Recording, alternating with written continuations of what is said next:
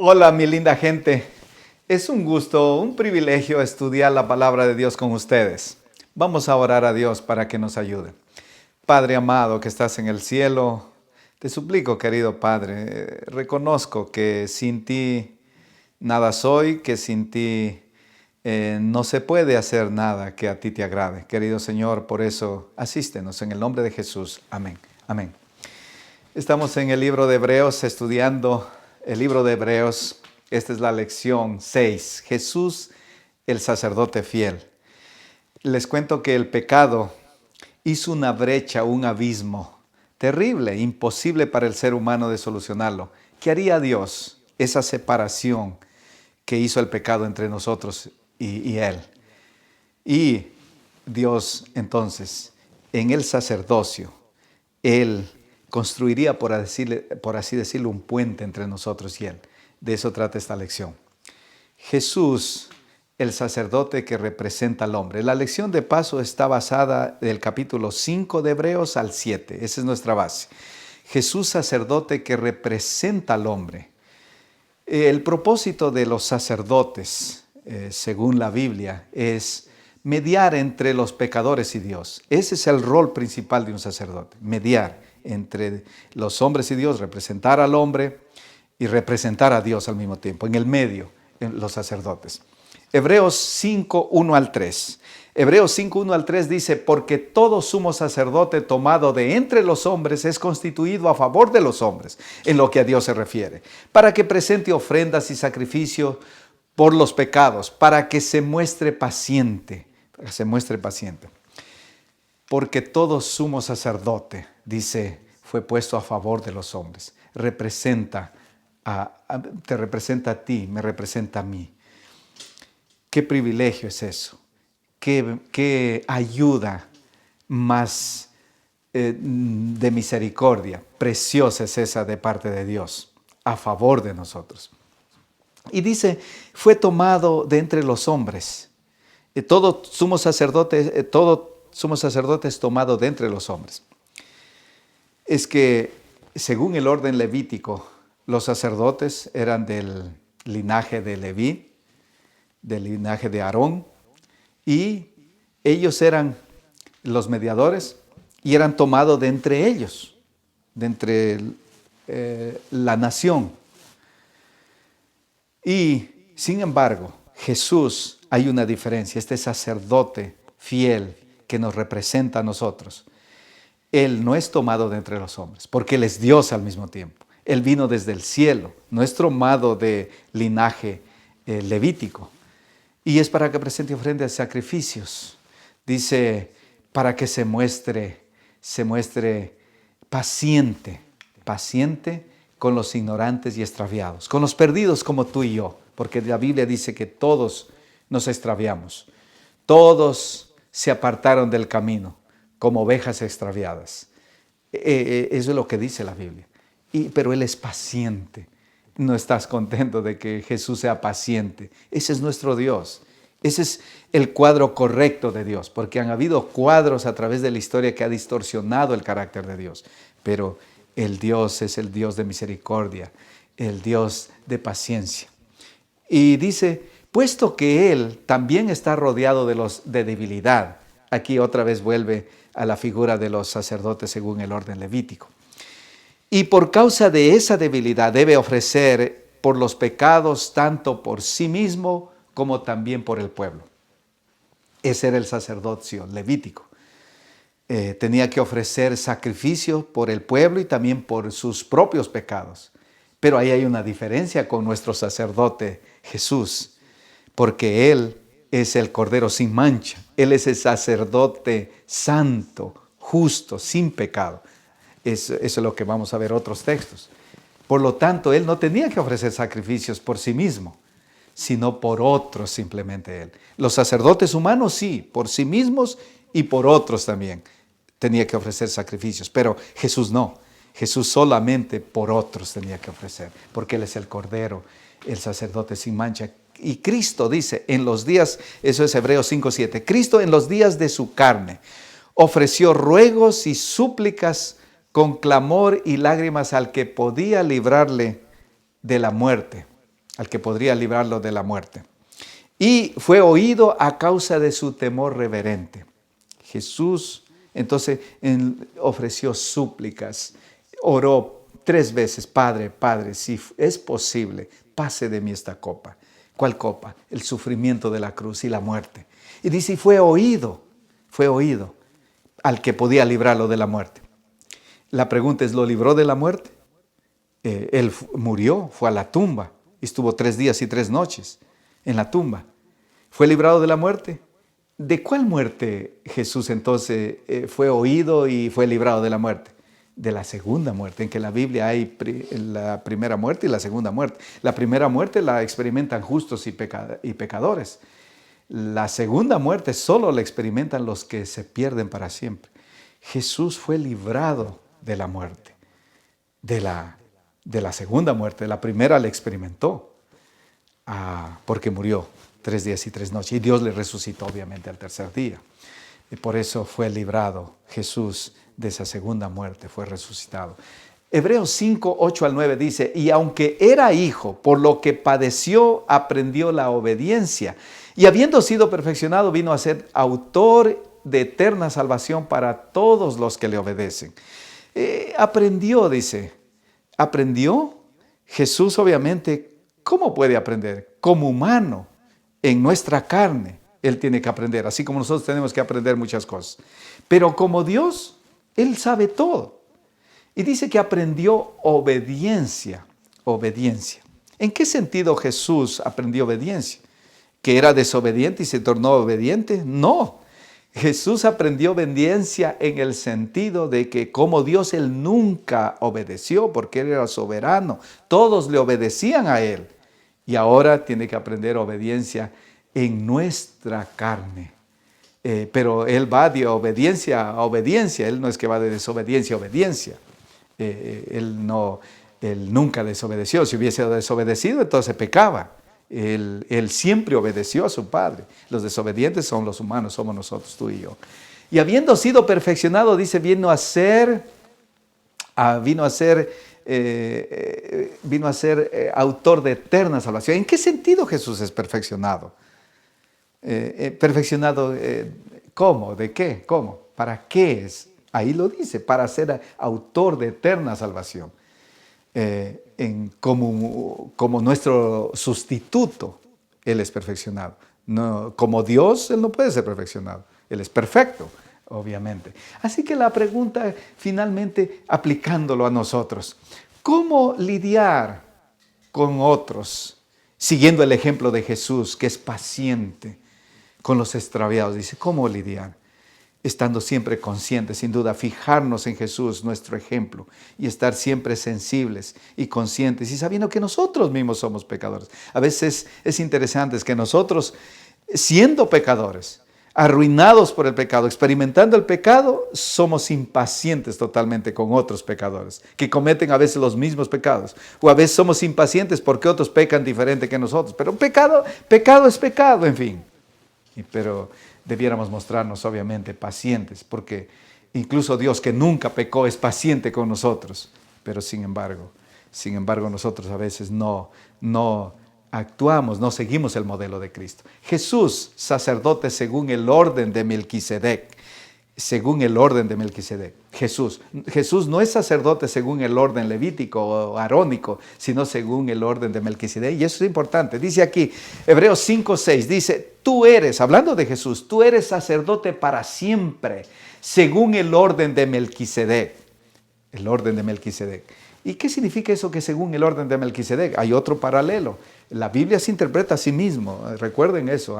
Hebreos 7:15 dice, y esto es aún más manifiesto. Si a semejanza de Melquisedec se levanta un sacerdocio distinto, hablando del sacerdocio de Cristo. Está hablando de Jesús ahí. Se levanta un sacerdocio a semejanza de Melquisedec. A semejanza de Melquisedec. ¿Qué significa según el orden de Melquisedec? Significa semejante a Melquisedec. Ese es Jesús, semejante. No igual, hay diferencias. Como yo les decía la vez pasada, nosotros fuimos creados a semejanza de Dios. No significa que somos iguales a Dios.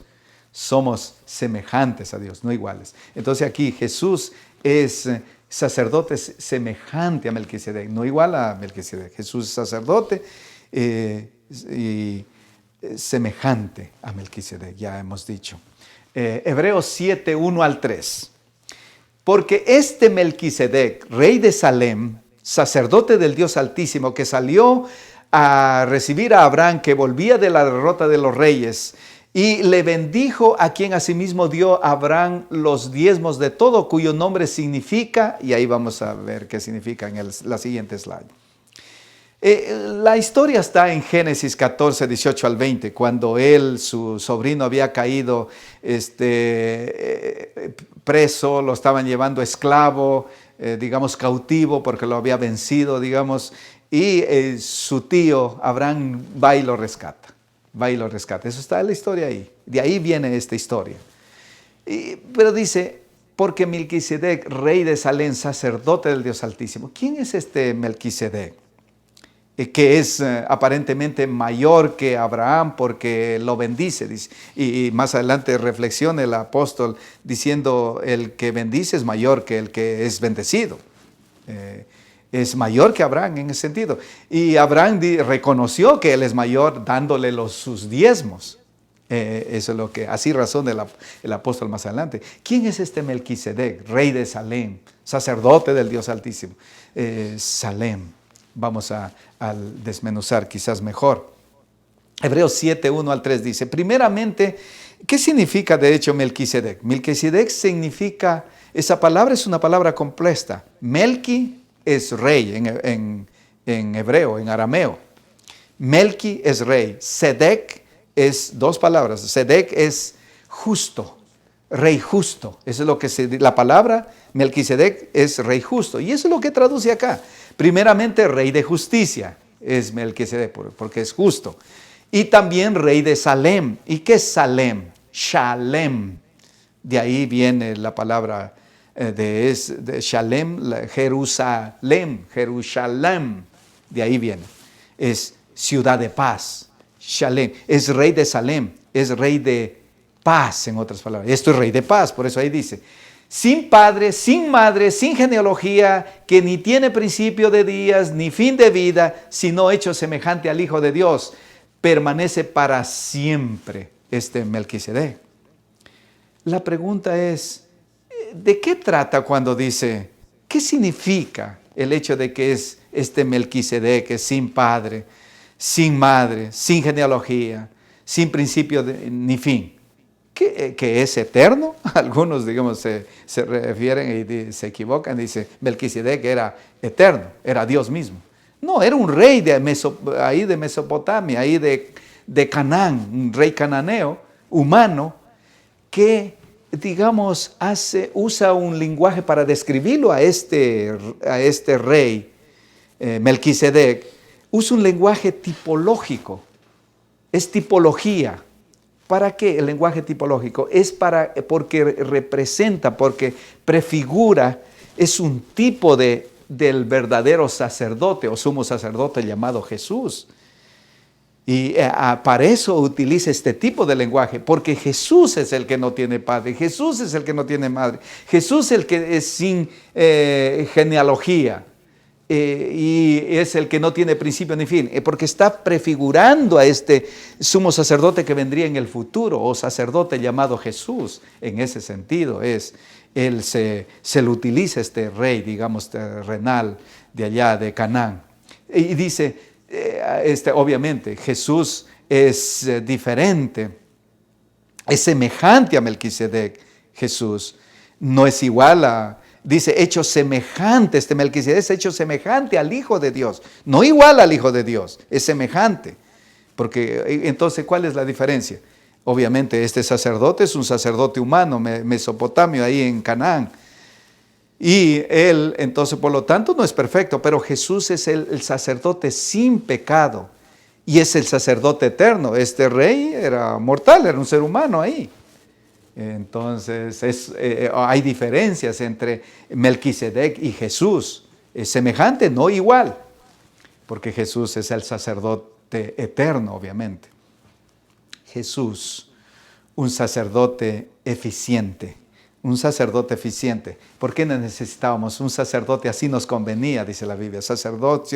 El sacerdocio levítico, ahí está implicando que el sacerdocio levítico era ineficiente. No perfeccionaba, dice, a nadie. No perfeccionaba al pecador el sacerdocio levítico, pero el sacerdocio de Jesús, en cambio, es aquel que perfecciona. Mire, Hebreos 7:11 dice, si pues la perfección fuera por el sacerdocio levítico, porque bajo el sacerdocio levítico recibió el pueblo la ley, ¿qué necesidad habría aún que se levante otro sacerdote si ya se conseguía con un sacerdocio humano la perfección? ¿Para qué necesitábamos, dice, aún que se levante otro tipo de sacerdocio?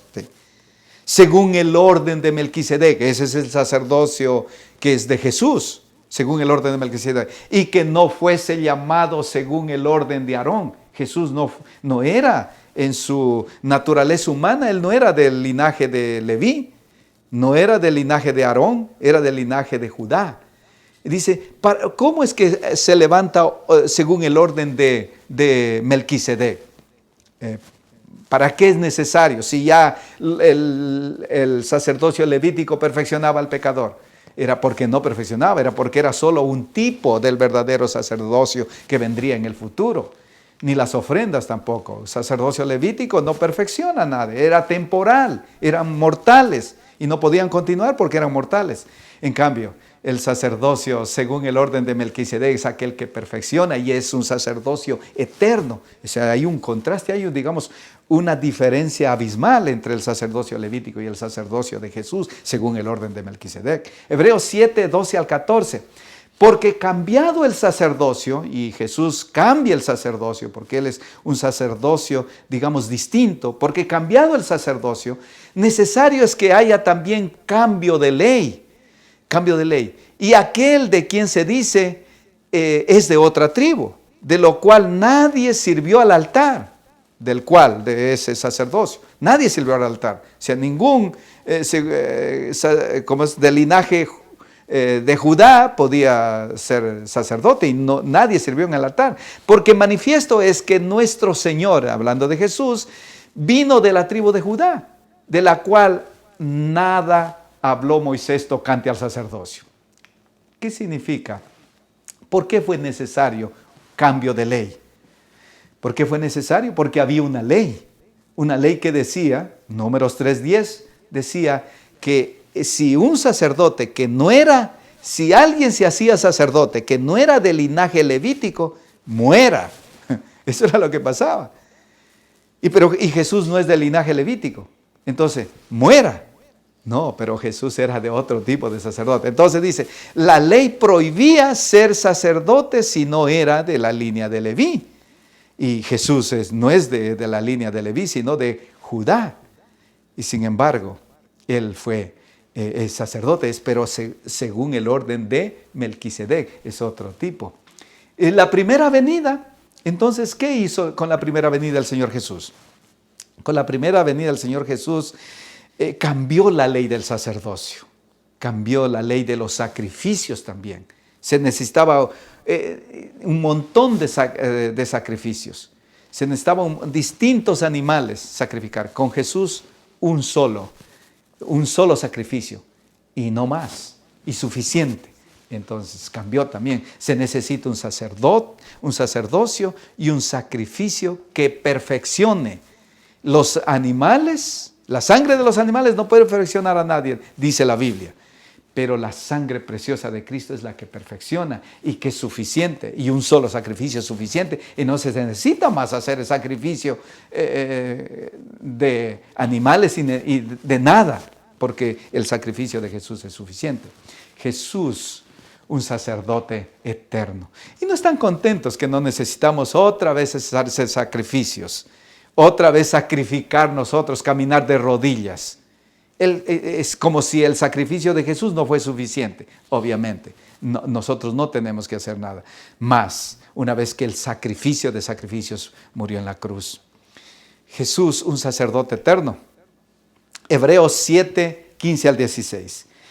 Hebreos 7, 15 al 16 dice, y esto es aún más manifiesto. Si a semejanza de Melquisedec, está hablando de Jesús, se levanta un sacerdote distinto, no constituido conforme a la ley del mandamiento acerca de la descendencia levítica que tenía que ser, sino según el poder de una vida destructible, indestructible. En otras palabras, este sacerdocio es un sacerdocio eterno, que no muere, es indestructible, basado, eso es lo que es. Jesús recibió entonces su sacerdocio en base a su eternidad, en base a su vida que es indestructible, distinto del sacerdocio humano, que digamos que es mortal, que es limitado, que es temporal, por lo tanto. El sacerdocio de Jesús es eterno, porque Él nunca muere, obviamente. Eso es. Jesús salva, entonces, por lo tanto, este sacerdocio eterno de Jesús, este sacerdote eterno que es Jesús, por lo tanto, salva por completo, salva en forma total, salva definitivamente, para siempre, salva eternamente y perpetuamente. No están contentos, no dicen gloria a Dios por este sacerdocio. Ese es el sacerdote que nos convenía, no los sacerdotes humanos que son mortales y pecadores como nosotros, etc. Hebreos 7, 21 al 22 dice, porque los otros sacerdotes, ciertamente sin juramento fueron hechos sacerdotes, según el orden levítico, sin juramento, no había juramento para ellos. Pero hablando de Jesús, con el juramento del que le dijo, fue hecho sacerdote con el juramento del que le dijo, juró el Señor y no se arrepentirá. Es el Padre y no se arrepentirá, diciéndole al Hijo, tú eres sacerdote para siempre según el orden de Melquisedec, a semejanza de Melquisedec. Por tanto, Jesús es hecho fiador de un mejor pacto. Hecho fiador de un mejor pacto, Jesús. Qué interesante. El Hijo eterno. Jesús es el Hijo eterno. Por lo tanto, hay juramento eterno en este sacerdocio, porque va con el Hijo que es eterno. Y ya que ni el Padre ni el Hijo mueren porque son eternos, entonces este sacerdocio es el sacerdocio que dura para siempre. Jesús ni el Padre no pueden morir. Ningún juramento en la Biblia es eterno debido a la muerte. Quedan libres, digamos, del juramento. Pero este sacerdocio es el único que es con juramento eterno, porque el que está envuelto ahí es eterno también. Eso es lo que muestra aquí.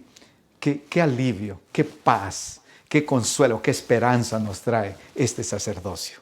Este sacerdote que es eterno, que no muere. Jesús, un sacerdote sin pecado finalmente. Por eso es que Él es nuestra esperanza en todo. Hebreos 7, 26 dice, porque tal sumo sacerdote nos convenía. Aquí está, hablando de todo esto que hemos hablado. Ese es el sacerdote que nos convenía. Santo, inocente, sin mancha, apartado de los pecadores y hecho más sublime que los cielos. Qué hermoso cuadro del sacerdote que siempre nos convino. Los otros sacerdotes levíticos, ellos solo prefiguraban, solo mostraban cómo sería la obra del verdadero sacerdote. Melquisedec solo prefiguraba, tipificaba cómo sería ese sacerdote eterno de Jesús, mostrando su divinidad. Eso es lo que muestra Melquisedec. Y 12 dice, ese es el sacerdote que nos convenía. Qué precioso. Vamos a rápidamente a ver ¿qué implica de hecho que era santo? Dice, tal sacerdote nos convenía, un sacerdote santo. Lo que significa santo es libre de culpa. A aquellos que guardaban su relación de pacto con Dios y con los demás, de obediencia, digamos. Ese es Jesús, que en nuestro lugar es el sacerdote sin culpa, sin pecado. ¿Y qué significa inocente? Inocente significa sin maldad, no vengativo, que busca el bien de los demás sin pensar el mal de los demás, de nadie. Eso es lo que es inocente. ¿Y qué significa sin mancha? Sin mancha significa puro, intacto, íntegro, sin pecado, sin defecto, perfecta impecabilidad. Eso es lo que es Jesús, este sacerdote. Perfecto en obediencia. Eso es lo que es este sacerdote. ¿Qué significa apartado de los pecadores? Apartado de los pecadores significa que al ascender al cielo, Jesús se apartó obviamente de los pecadores. Él está allá en la atmósfera pura. Fue separado de los pecadores, completamente libre del pecado al ascender al cielo. Él no está más entre los pecadores. Él es el sacerdote que está en una atmósfera perfecta, santa, pero sin embargo es nuestro representante. Él es el que está mediando por nosotros. Él es el que está intercediendo por nosotros ante el Padre. ¡Qué esperanza! ¡Qué preciosas verdades! Hecho más sublime que los cielos. ¿Qué significa el hecho que este sacerdote es hecho más sublime que los cielos? Es exaltado sobre todo lo que existe, por encima de todo lo que existe. Ese es el sacerdote llamado Jesús. Como Dios mismo, de hecho, escribe eso, es lo que es hecho sublime. Qué preciosas verdades, ¿no es cierto? Qué esperanza, qué consuelo. Saber que es Dios mismo nuestro sacerdote, que Dios mismo es nuestro juez, que Dios mismo es nuestro abogado. ¿Cómo no podríamos tener seguridad en nuestra salvación? ¿Cómo no vivir en paz al poner nuestra confianza en Jesús? Porque Él es todo para nosotros y Él está en todo por nosotros, a favor de nosotros. Qué preciosa es el Evangelio, las buenas nuevas. Esas son buenas nuevas, esas son buenas noticias, esperanzadoras, consoladoras y llenas de poder. Porque solamente cuando tenemos la seguridad de la salvación, podemos tener poder, confianza para hacer lo que Dios nos pide. Oremos, amado Padre. Gracias, querido Señor, por tu santa palabra. Gracias por este sacerdote fiel, por este sacerdote que nos representa, uno de nosotros, humano y Dios al mismo tiempo. Gracias, en el nombre de Cristo Jesús. Amén, amén. Estimados, por favor, compartan para que otros también reciban esta bendición. Gracias.